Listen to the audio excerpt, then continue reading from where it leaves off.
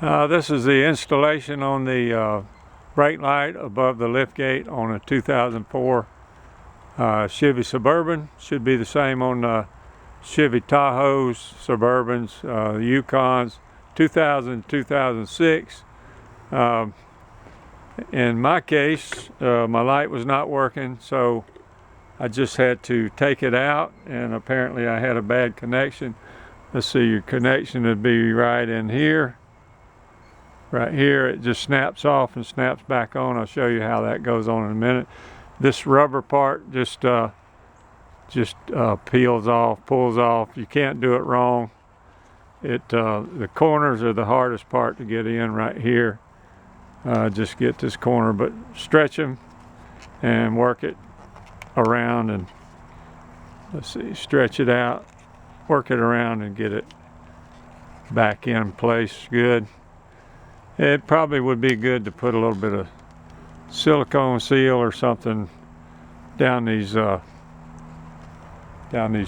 joints here where it joins, but there was none, and I didn't add any. I might add some later. So let's go ahead and get it put in there. It should be a real quick situation. This part right here plugs into this part up here. 2 screws hold it in.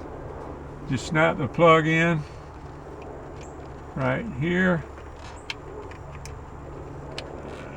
Can't hardly go wrong. Snaps in. Plug this in. Bring it up. Now you got to fish it in from the end, like this. Let me see. Push it to one side. Kind of give it a little bit of a push in. Push this side in. And then you just have 2 screws there. I'm not going to go over getting the screws lined up, but they're not that difficult.